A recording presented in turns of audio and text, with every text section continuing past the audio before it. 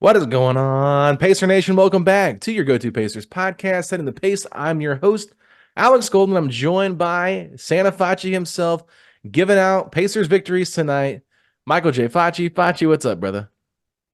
Hey, a win for all, and ho ho ho. Look, I'm happy that the Pacers are back on winning track. You don't want to slip below 500, even if it's just one game above 500. It just shows this team's going in the right direction.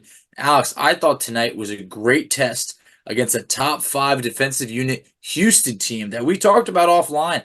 12-2 at home.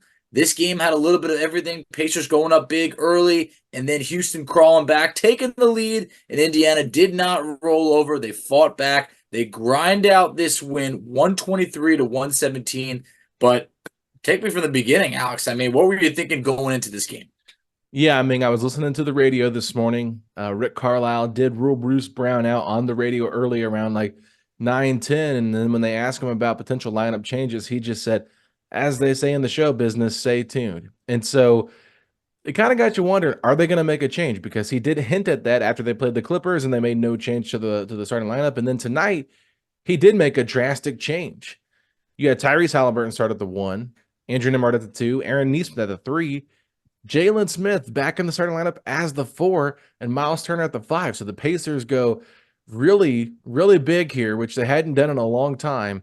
And I kind of enjoyed seeing them change things up because things had not been working out for them, Pacha. They had lost 6 of their last 7 games, and their only win game against the Hornets, which we talked about last week, without LaMelo and Mark Williams. And so it wasn't like you felt great about it, but it was just nice to see somebody like, stop the losing streak, get in the win column. But this game against Houston, I think Houston had pretty much everybody healthy. I know Dylan Brooks went out in the third quarter of this game, but this felt like, and this is not a hot take, this is an obvious statement, but the best win since the in-season tournament victory over the Milwaukee Definitely. Bucks. I completely agree with that. I think that is, I think everybody would say that because this is a Houston team that, as of right now, would be slated to be in the playoffs for, the West. Like I mentioned, a good defensive team. And I felt like lately they had been playing some really good basketball. There have been players that might not have played great tonight, like Jabari Smith Jr. He had been on fire lately. But Houston is completely different than what we saw the previous 2 years. But going back to that lineup change, I think something had to happen because it got to the point where the fan base was saying, like, do we sit back and just accept we're not a good defensive team and we just try and beat everybody with offense? That's not sustainable. You get some of the very best, if not the best defenders, I would say, that the Pacers have to offer, came into the starting lineup. Obviously, Bruce Brown's out, but Nesmith, Nemhard, and Jaylen Smith going in there gave the Pacers a boost, and they started out the game hot. I mean, Jaylen Smith starts out the game with a block immediately. I love to see that. The starters were up like 17-12 before they made any changes, 23-15. At one point in the first quarter, it felt like you got off to a hot start, and it just felt like this group was energized. You were able to see that watching this team, and I felt like they needed to shake it up because guys like Buddy and Obi in the starting lineup, they just weren't cut it any longer because they're just not doing it on both sides of the ball. And I felt like tonight you got more of a concerted effort. I know 117 points holding a team to isn't something to write home about, but it's good for the Pacers. It is a far cry from 130, 140 points, which feels like they were giving up that much every other week. We knew that Tyrese and Miles were going to stay put in that starting five. Of Now, course. what other changes were they going to make? That was a big question mark. And I think what Rick Carlisle basically did is said, okay, who plays the hardest every single time they're out on the floor? Andrew Nemhard, Aaron Nesmith, Jaylen Smith. And I think he just said, I want to start the game off right because we've been getting off the slow starts, game after game after game. But I will say this, I think the Pacers have gotten better defensively over the last 4 games, Facci. When they beat the Hornets, they held them to 113 points. When they lost to the Grizzlies, they held them to 116. The Magic only scored 117, and the Rockets only scored 117. So the Pacers have, in my opinion, taken steps defensively to get better. Now, they still have their issues like you talked about, but they started out strong with this group. Aaron Nesmith got into quick foul trouble, which is always going to be an issue with him because of how hard that he plays and just getting himself out of position too often with certain defensive rotations and things like that. But I love the energy that he plays with. It wasn't like Orlando where you had, like 5 guys with 3 fouls at the half. It was, just a couple guys here got some foul trouble. But I thought it was really good to see the starting unit kind of be more defensive minded.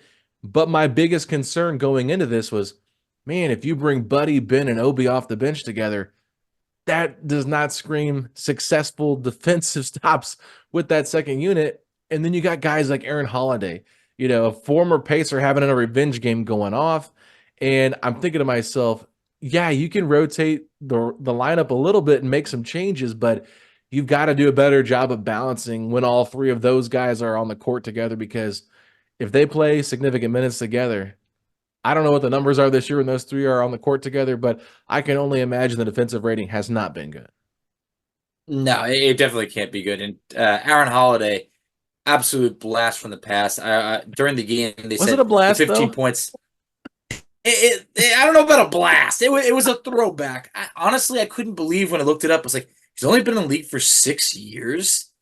I would have just probably thrown, I don't know, 7, 8, whatever. It feels like it's been longer just because so much has happened since the Aaron Holiday days. But he dropped 15 points in this game. I think the broadcast said that was like his second best performance all season. So kind of feels typical. Of course, he had a great game against the Pacers, but definite revenge game.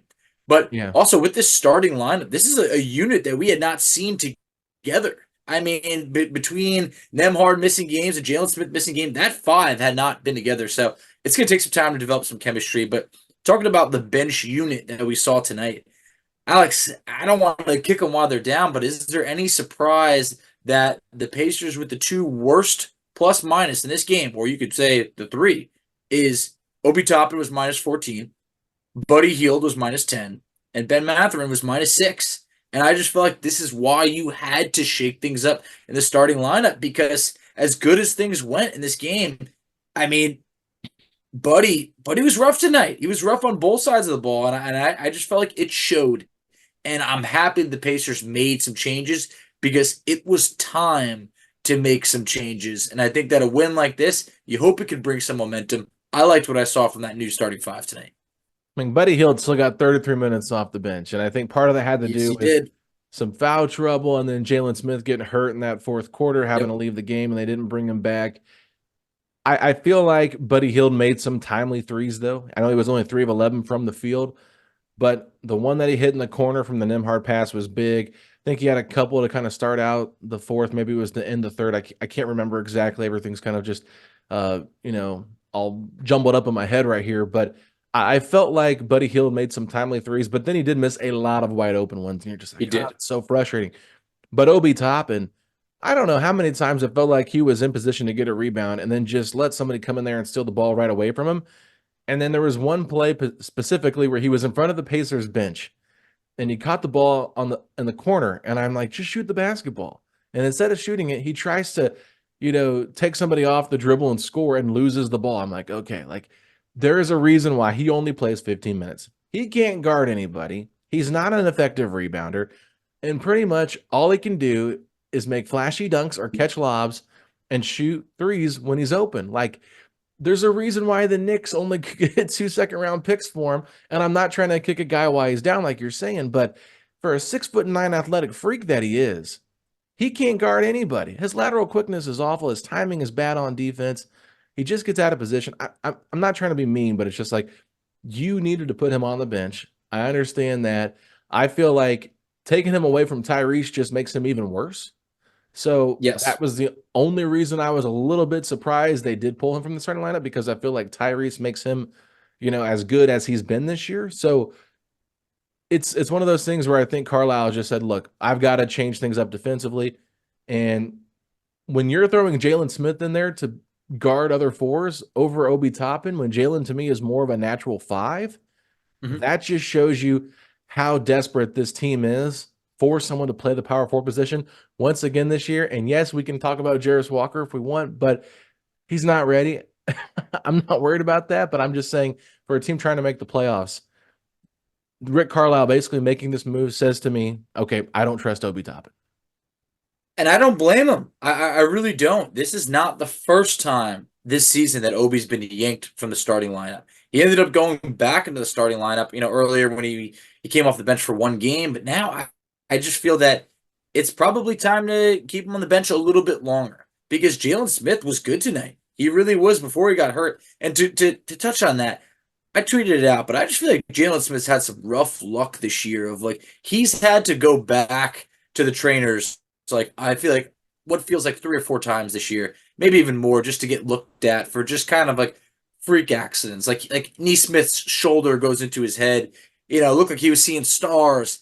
And when I say stars, it had to be more than one because the Pacers only have one in Mhm. Tyrese Haliburton.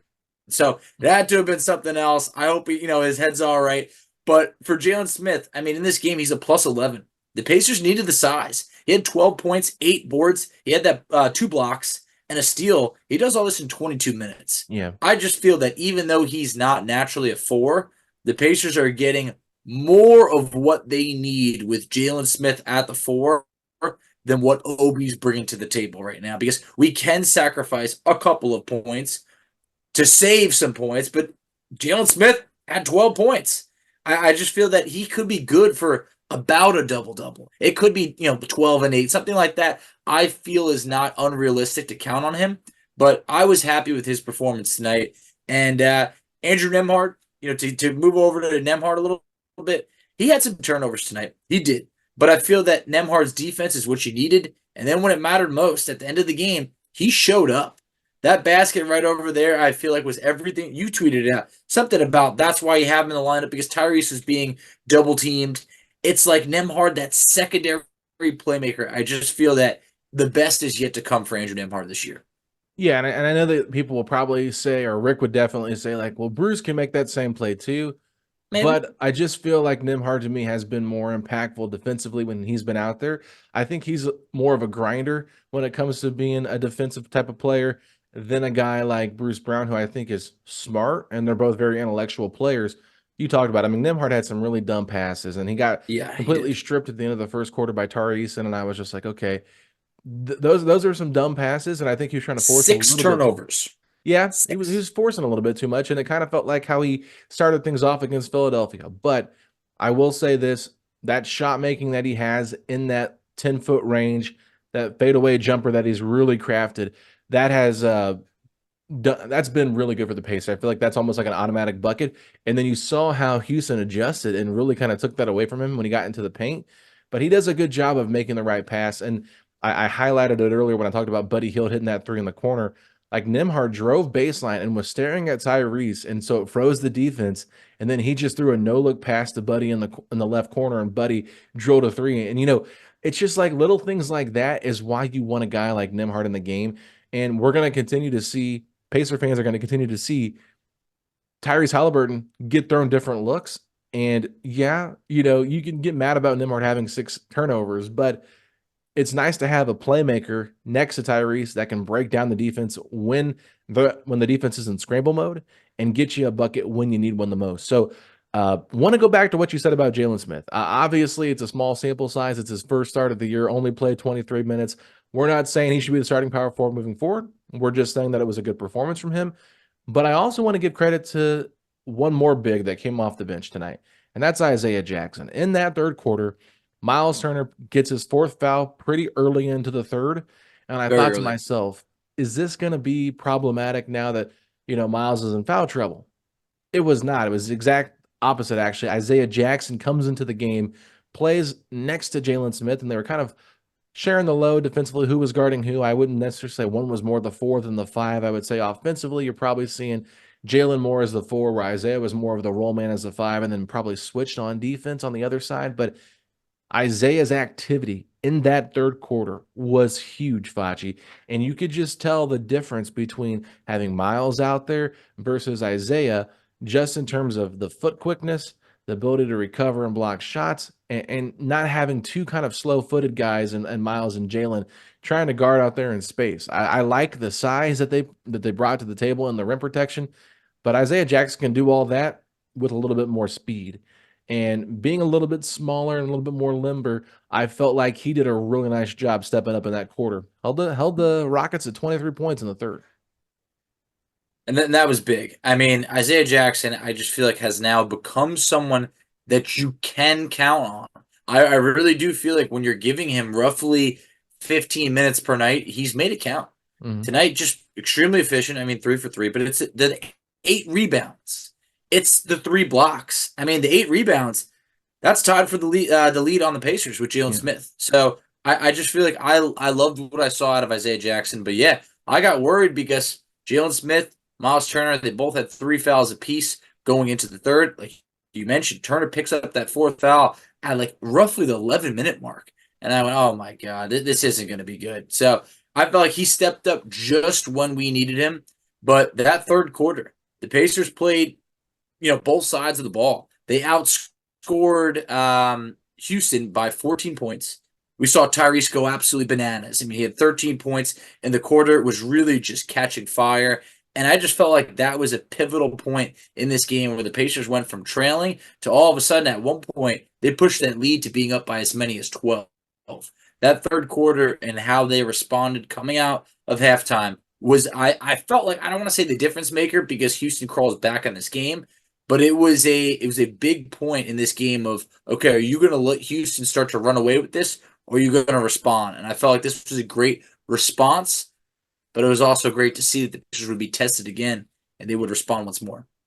No, and I mean, you got to give them credit because they took a 3-point deficit and turned that into a double-digit lead, right? Yep. So that's what you want to see from this Pacers team, and obviously the fourth quarter could have been a lot better. It was sloppy, and I felt like the game was kind of sloppy from start to finish. You touched on it. Houston's a great defensive team, but then you also have to throw in the fact that you're throwing out different lineup combinations that haven't played as much together. So you're going to have disorganization with that team chemistry, and it's going to get better over time. But in the first game, I mean, to me, I'm like, okay, we're seeing different lineups like we've never seen before. How are they going to gel together? And it did feel a little clunky at times, and I think guys are trying to get used to it. But I also think you saw some guys pressing a little bit, specifically off the bench in that second quarter, maybe beginning of the first part of the part of the first quarter when they came into the game, and then that second quarter. Some of those guys, especially Mathurin, they were kind of pressing a little bit, trying to prove, okay, I want to get more playing time. I want to be involved in this, because I think Rick kind of sent a message like, what are we doing? And Rick was not happy after that Orlando game. Like, yeah, the Pacers fought back in the third quarter and made that a 1-point game against Orlando. But that first half, they just completely got dominated. They were down by 14 points against Orlando. And it was like, why can't we get off to strong starts? Why does it take us getting our butts kicked for 24 minutes to get us to wake up in the second half? And I felt like they established the tone early on, and it kind of carried them throughout the game. They never got too far down. I know the biggest lead I think Houston had was 10 points, but that never felt like it was getting too far away from the Pacers. And I was just really impressed with the resiliency that they had to keep fighting and clawing back despite, being in a tough home environment and playing on the road against a really solid Houston team that I think is probably better than they played better than their roster would say they are on paper. Yeah. I mean, you want to talk about kind of clunky and all that. Say sloppy. The Pacers had 20 Yeah. turnovers in this game. You're rarely going to win a game when you have 20 turnovers, but the Pacers were able to overcome that. Then I feel they were also able to overcome Miles Turner being in foul trouble. Like I mentioned, he picked up his fourth foul early on. Then there was the fifth later. We wondered how he'd be able to respond for that. Turner had 8 points, I want to say, early on. It might have been in the first quarter or so, and then really wasn't able to do much in the second and third. So they were able to overcome that. Then Tyrese Haliburton, after he caught fire, he had 28 points at the 6 minute and 45-second mark of the third quarter. He didn't score again until about 6.5 minutes in the fourth. So he pretty much goes scoreless for a full quarter. The Pacers, obviously, that was when they were starting to fall down. So I think that we saw just a little bit of guys stepping up when you needed them. We talked about the Nembhard shot that really put away Houston, silenced the crowd. So he stepped up there. You had Isaiah Jackson step up when Jaylen Smith left.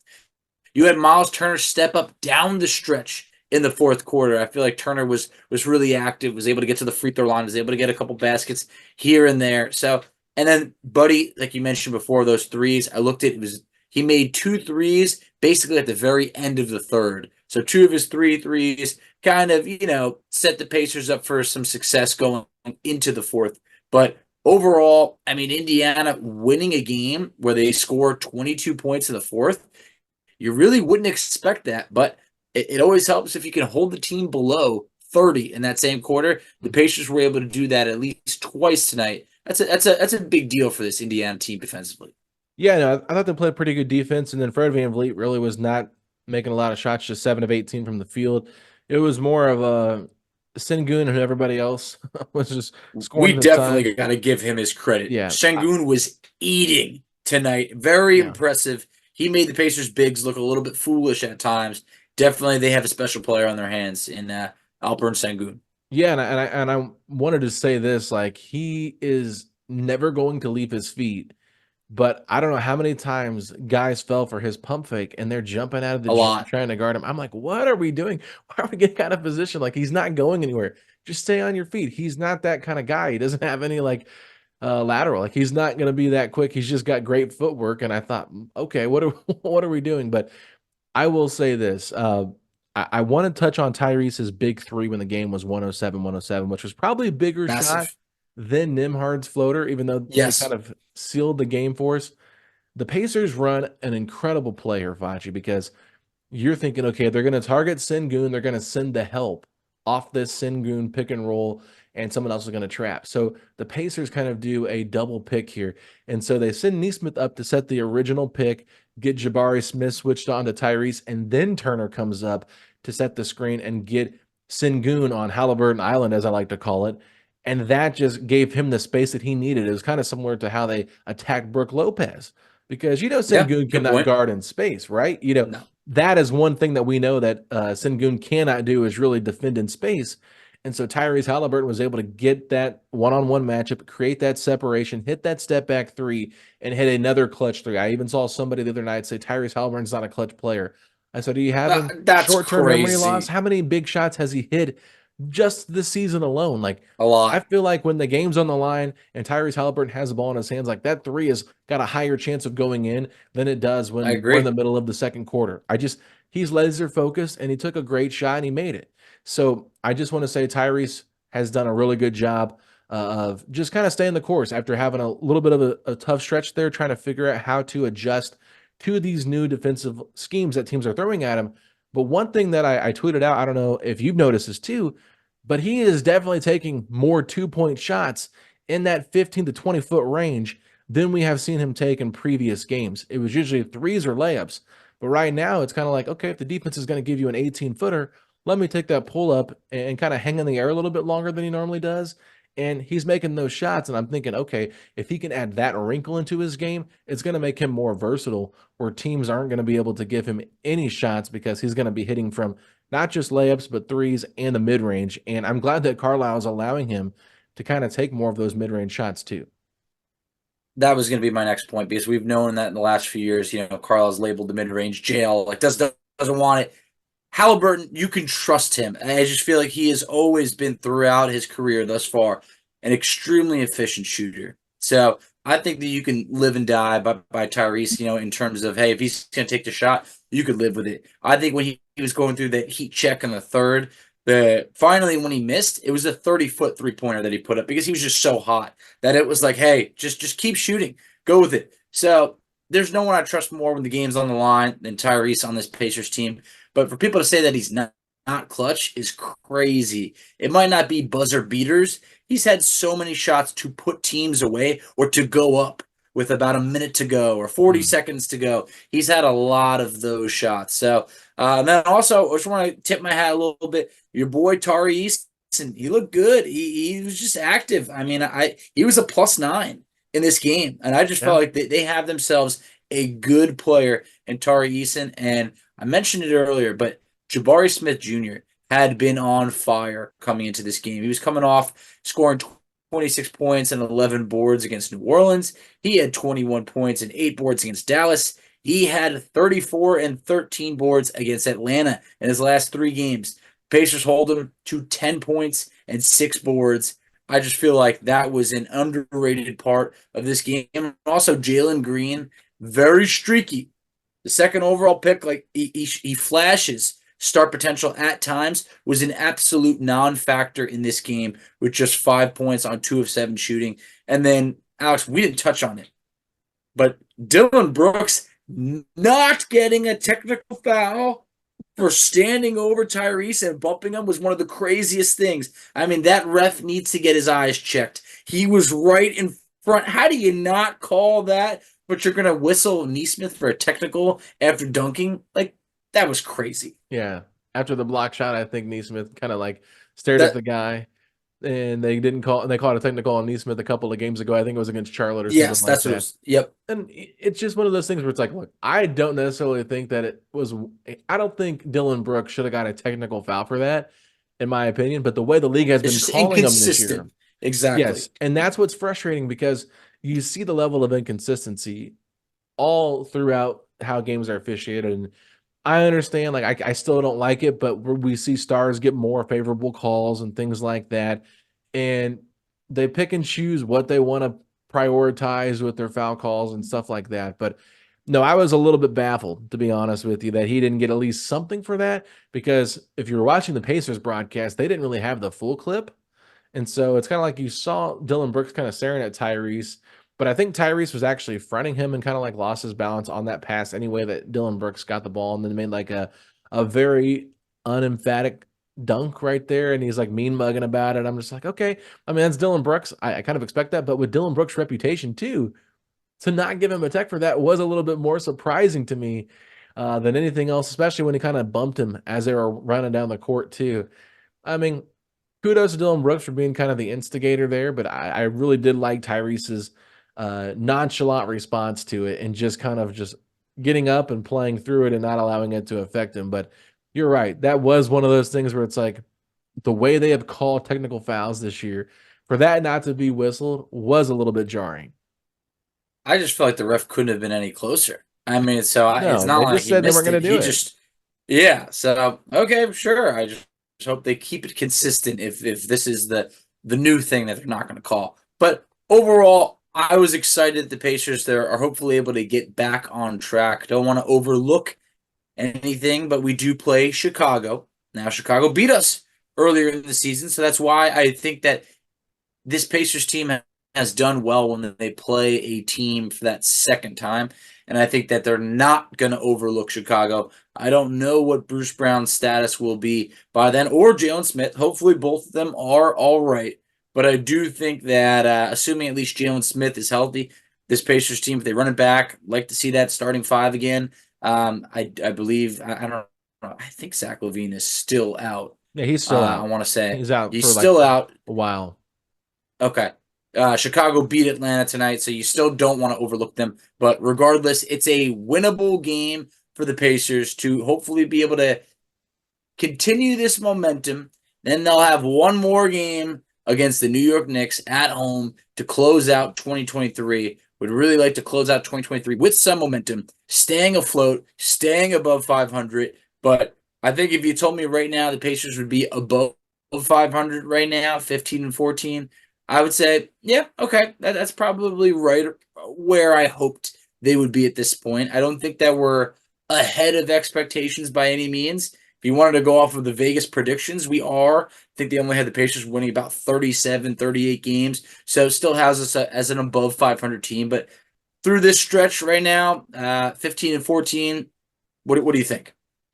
Yeah, like it was really funny because yesterday on the podcast, I did a mailbag on Christmas night, and one of the questions was, "What do you think the Pacers' record will be at the end of January?" And in January, we got 17 games. There's a lot of tough opponents, and I didn't even look at what we had previously picked at the beginning of the year. I was just going off what we've seen so far, and I actually thought we were going to lose this game against Houston just because after the holidays, a team that's playing really well at home, like okay, I didn't expect any lineup changes from Rick Carlisle, to be honest with you, No, not specifically at that after point.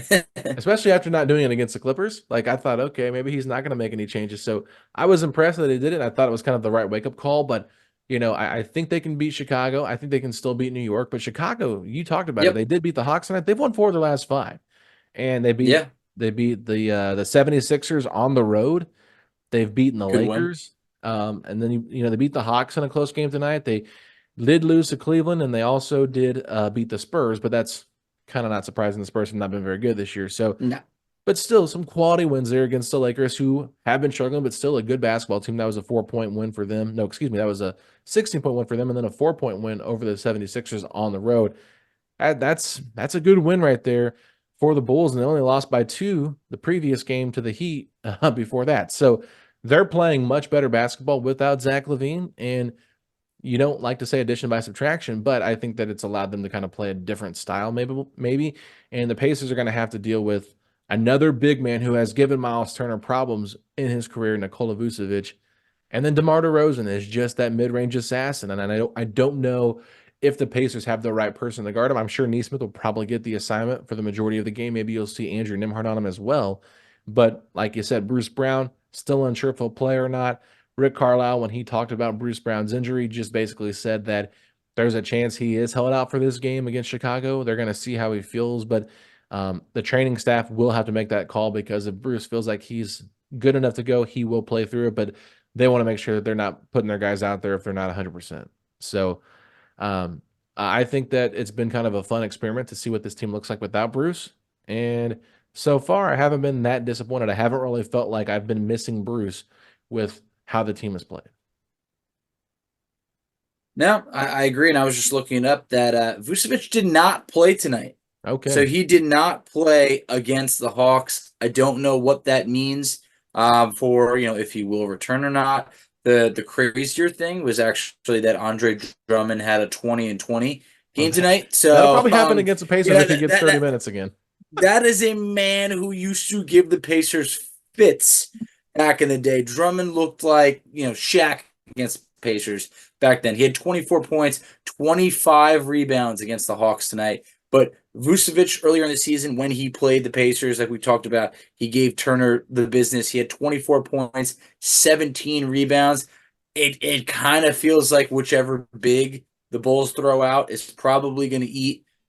Şengün looked really good tonight, and I think that while you would prefer your chances against an Andre Drummond, you still don't feel great about it. But either way, I think this is a winnable game for the Pacers.